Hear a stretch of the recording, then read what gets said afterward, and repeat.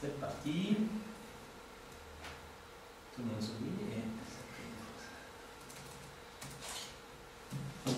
Ok, donc mon nom est Péli, mon surnom en fait. Donc je viens de Carleval, qui est près de Niort, qui est près de Bruxelles, Nivelles. Et donc j'ai aussi passé pas mal de temps comme étudiant ici à Villeneuve. Et le hasard a fait que je me suis retrouvé à Microsoft Recherche à Raymond.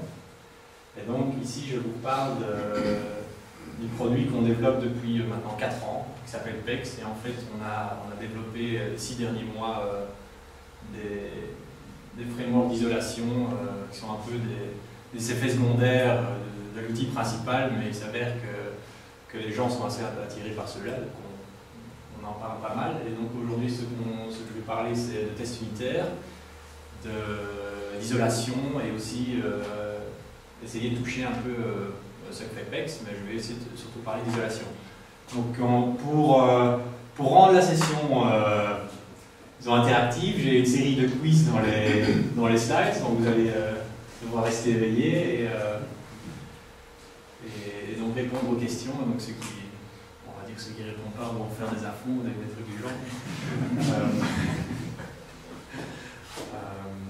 Donc on devrait assez s'amuser. Donc puisque le thème du .NET Group c'est Agile, j'ai repris pas mal de slides qu'on utilise pour un cours de tests unitaires à Microsoft orienté PEX. Donc on va reprendre tout depuis le début, parler d'abord de tests unitaires, et puis ensuite parler d'isolation, et ensuite parler PEX.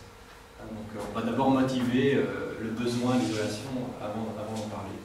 Et donc j'aimerais bien savoir qui écrit les tests unitaires ici. On a, disons, les 3/4 de la salle. Le reste écrit des tests d'intégration, des tests système. Vous n'avez jamais entendu parler de tests unitaires. On n'en sait pas vraiment à l'école, donc d'habitude on découvre ça par hasard. Mais oui, donc évidemment, c'est la première fois que je présente tout ça en français. Donc si de temps en temps j'ai l'air de parler comme Jean-Claude Van Damme, c'est malgré ainsi mon plein gré évidemment. Donc j'ai fait de mon mieux pour essayer de traduire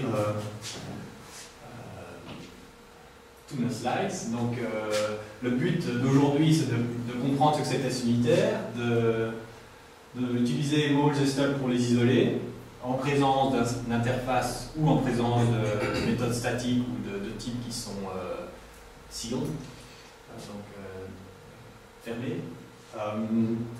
Et si on a le temps, parler de PEX et aussi parler d'une écriture de test qui est basée sur des transitions d'état plutôt que sur une spécification de ce que les fonctions doivent faire, ce qui est classique dans les tests à base de mock.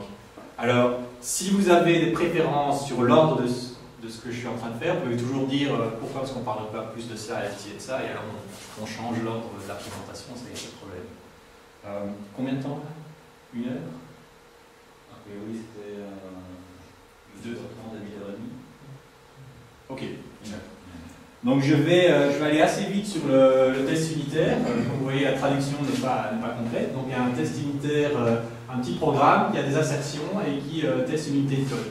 C'est d'habitude ce qu'on voit dans les bouquins de base. C'est très vague. Et alors les bouquins citent toujours le bon vieux stack, où on ajoute une valeur dans notre stack et alors on fait une assertion pour s'assurer qu'il n'est pas vide. Évidemment, à part les académiques et les auteurs de livres, personne n'écrit le stack, tout le monde écrit des trucs un peu plus compliqués. Et alors l'unité de code devient un concept assez vague. Et donc c'est ça un des problèmes qu'on va parler aujourd'hui. Donc pour situer et pour parler de code concrètement, on va tout faire sur un exemple. Et donc on va parler de cette fonction qu'on va tester. Donc la spécification de la fonction, c'est qu'on lit les lignes d'un fichier. Donc tout est fixé ici. Et on va chercher dans les lignes une chaîne de caractères qui a une clé foo et alors qui est séparée par un caractère égal et alors on va envoyer la valeur. Et si on ne la trouve pas, on envoie nul. Donc on a envie de tester ça avec des tests unitaires et on va voir un peu quels sont les challenges dans ce code. Donc la première question, c'est la question de la couverture de code, et la question pour vous serait, étant donné que vous avez ce code, dans votre équipe, quand vous écrivez des tests, quand est-ce que vous pouvez dire que vous avez assez de tests? Est-ce que vous utilisez la couverture de code et quel est le pourcentage que vous voulez atteindre?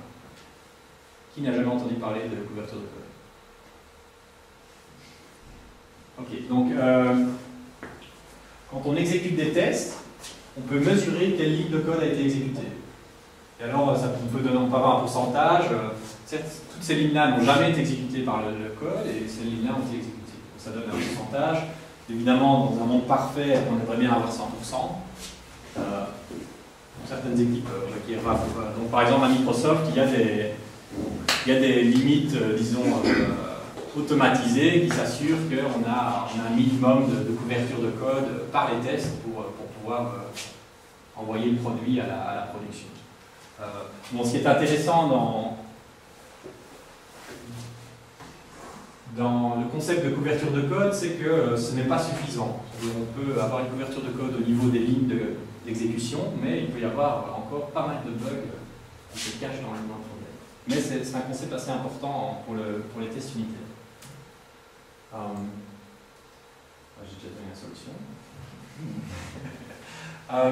La deuxième question est, si vous vous rappelez de la méthode, combien de tests avez-vous besoin pour couvrir toutes les lignes de la méthode?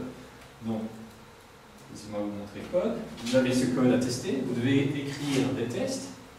Donc, vous trouvez des valeurs du fichier de telle manière à amener le programme à toucher toutes les lignes de code dans cette fonction. Qui n'a jamais fait cet exercice? Vous le faites souvent dans votre tête, hein, pour savoir comment est-ce que je vais aller faire ce genre de choses. Bon. Quelqu'un veut se lancer? Il va y avoir des affronts. Hein. Bon, en gros, on n'a pas besoin de beaucoup de tests. Si on regarde seulement la couverture des lignes, on a besoin que de deux tests pour avoir 100% de couverture de code. Vous écrivez deux tests, vous exécutez les tests sous Visual Studio et tout est vert. Et vous vous retrouvez dans un état de fausse confiance. Donc par exemple, si j'ai ce premier test qui écrit une valeur de foo égale b, ben, j'ai couvert la branche où on avait trouvé la lettre foo. Et donc j'ai besoin d'un deuxième test où la clé n'est pas correcte. Et avec ces deux tests, j'ai une couverture totale de ma méthode. Ok? Donc si on revient sur la méthode, parce que je vois pas mal de...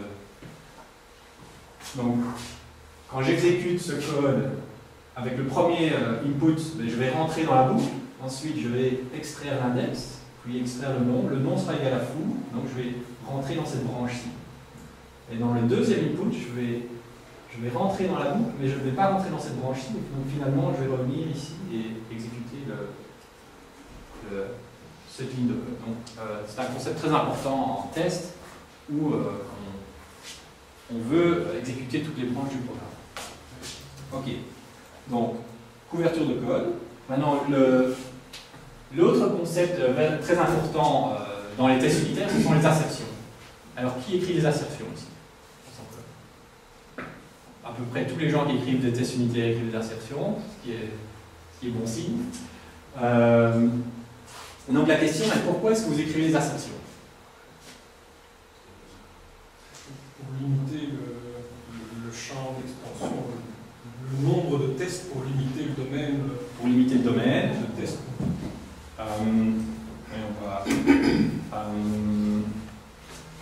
C'est une forme de documentation. On écrit en code le modèle qu'on a dans notre tête de ce qui devrait être correct.